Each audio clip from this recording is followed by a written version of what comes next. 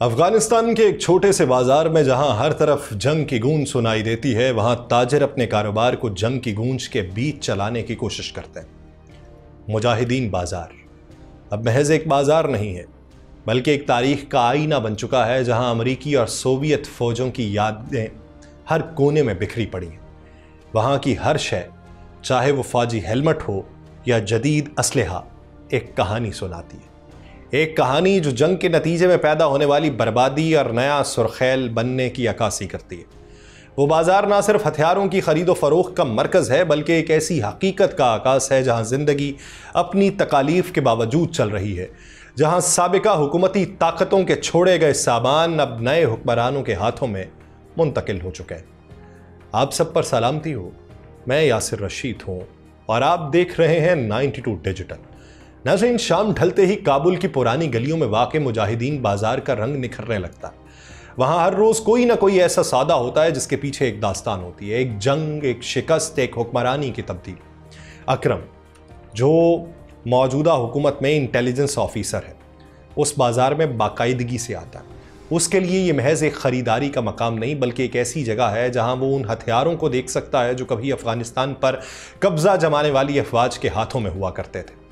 چمکتی ہوئی میز پر ایک جدید رائفل سکوپ رکھی ہے جسے وہ غور سے دیکھتا ہے۔ دکاندار اس کی قیمت 16,000 افغانی بتاتا ہے، مگر وہ شخص جو انٹیلیجنس آفیسر ہے مسکراتا ہوا جانتا ہے کہ یہاں ہر چیز مول تول سے ملتی ہے۔ اس کا کہنا ہے کہ یہی سکوپ دوسری دکان پہ آدھی قیمت پہ دستیاب ہے۔ دکاندار شاطرانہ انداز میں مسکراتا ہے، جانتا ہے کہ کھیل ابھی ختم نہیں ہوا۔ وہاں ہتھیار، وردیاں، دوربین، حتیٰ کہ نائٹ ویژن گلاسز دستیاب ہیں، لیکن جو چیز سب سے زیادہ بکتی ہے وہ تاریخ ہے۔ وہ تاریخ جو ان بکسوں، ان گولیوں، ان پرانی بندوقوں میں قید ہے جو کبھی دنیا کی سب سے بڑی فوج کے زیر استعمال تھی اور اب کابل کے اندھیرے بازار میں سر عام نیلام ہوتی۔ دھوپ میں چمکتی ہوئی گولیوں کی پٹیاں، زنگ آلود ہو رہی ہمویز اور رائفلز کے وہ انبار جنہیں کبھی دنیا کی سب سے بڑی فوج نے استعمال کیا تھا، یہ سب اب افغانستان کے دشت و در میں بکھرا پڑا۔ جنگ کا یہ مہنگا ورثہ جس پر امریکہ نے 20 سال میں 2,30,000,000,000 خرچ کیے تھے، اب کسی اور کے ہاتھوں میں۔ 2021 کے انخلا کے وقت امریکی فوج نے بہت سامان ضائع کرنے کا دعویٰ کیا، لیکن بہت کچھ ایسا بھی تھا جو وقت کے ساتھ موجودہ حکومت کے قبضے میں آیا۔ صدر ٹرمپ نے دھمکی دی کہ اگر طالبان نے اسلحہ واپس نہ کیا تو افغانستان کی امداد روک دی جائے گی، مگر میدان جنگ کے اصول سیاست کی دھمکیوں سے نہیں بدلتے۔ $7 ارب کا اسلحہ، ہزاروں rifles, machine guns, grenade launchers اور ہمویز اب ایک نئی جنگ کی تیاری میں کہیں فروخت ہو رہا ہے، کہیں چھپایا جا رہا ہے اور کہیں اس کے لیے بولیاں لگ رہی ہیں۔ دنیا حیرت سے دیکھ رہی ہے کہ جو ہتھیار کبھی ان کے خلاف استعمال ہوتے تھے آج وہی ان کے زیر استعمال ہیں۔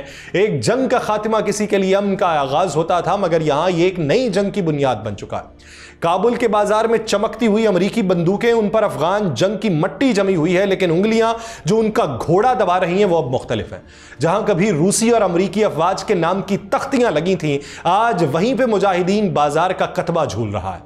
عبدالقدوس ایک دکاندار ہے وہاں کا، جو دہائیوں سے جنگ کے سامان کی خرید و فروخت میں لگا ہے۔ وہ یہ جانتا ہے جنگ کبھی ختم نہیں ہوتی، صرف اس کے خریدار بدل جاتے ہیں۔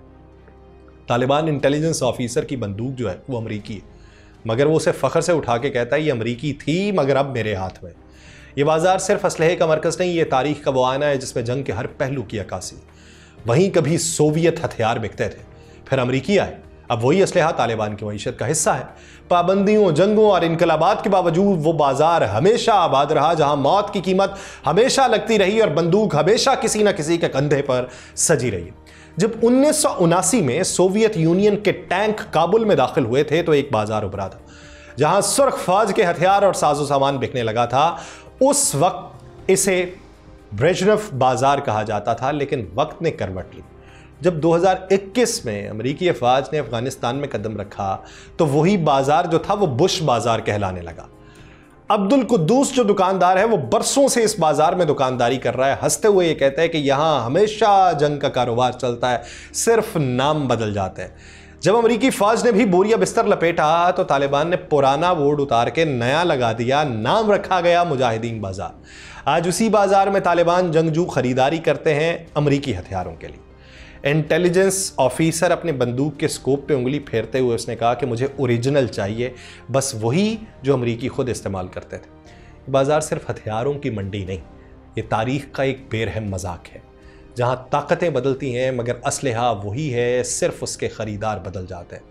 اگر کبھی افغانستان میں جنگیں نہ ہوتی تو شاید عبد الجبار جو ہے خواتین کے کپڑوں کی دکان پہ ہوتا، لیکن یہ جنگیں جو کئی دہائیوں سے اس خطے کی تقدیر بنی ہیں، اس نے تقدیر کو ہی بدل دیا۔ اب نہ صرف مجاہدین بازار ہتھیاروں کی منڈی ہے بلکہ ایک ایسی جگہ ہے جہاں جنگ کی پیداوار کا کاروبار چلتا ہے، جہاں زخمی جنگجو اپنی جنگی مشینری کو صاف کرتا ہے اور جدید آلات کے لیے اپنی جیبوں سے پیسہ نکالتا ہے۔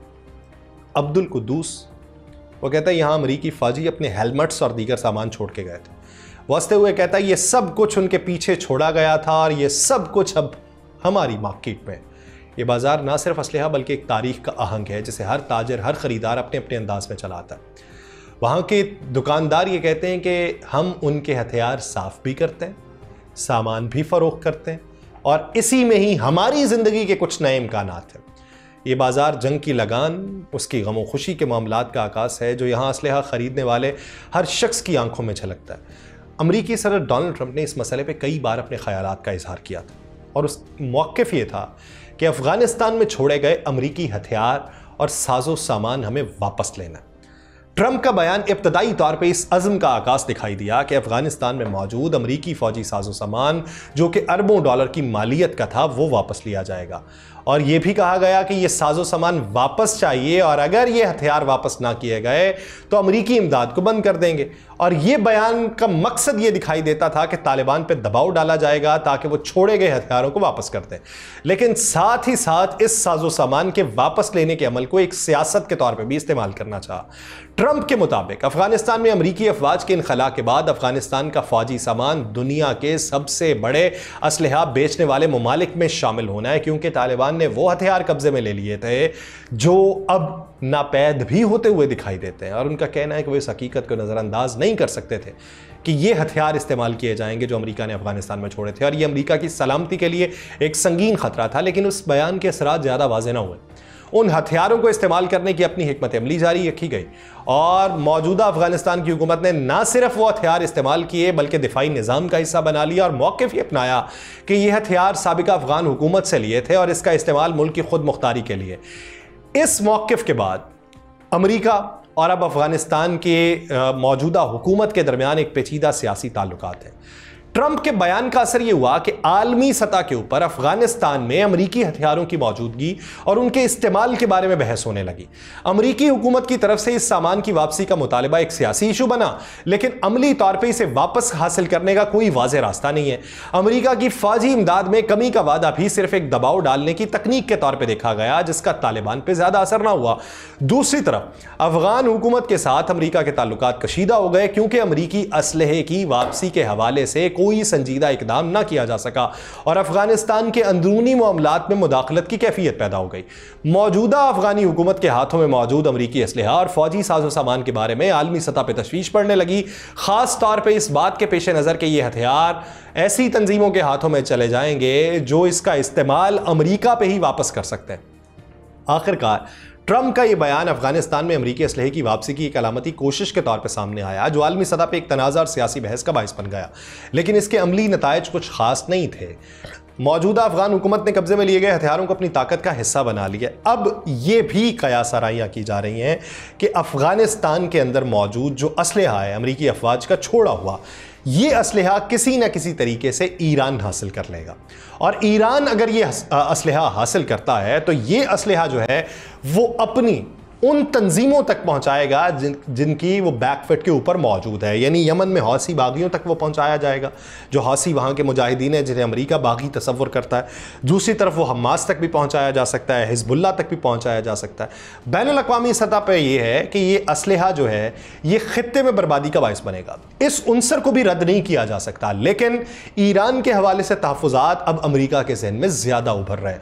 اگر یہ امریکی ساختہ اسلحہ، پہلی بات تو یہ ہے کہ وہ بیچیں گے کس حد تک، کچھ نہ کچھ تو رکھیں گے، لیکن اس کے ریکارڈ کے مطابق 5 لاکھ تو ابھی تک غائب ہے۔ بلیک مارکیٹ میں وہ کون خرید چکا، کون اس کا خریدار تھا، کہاں منتقل ہو چکا، کوئی اطلاعات نہیں ہے۔ لیکن اب مستقبل میں دیکھنا ہے یہ کس کے خلاف کس کے ہاتھوں استعمال ہوتا ہے. مجھے دیجیے اجازت.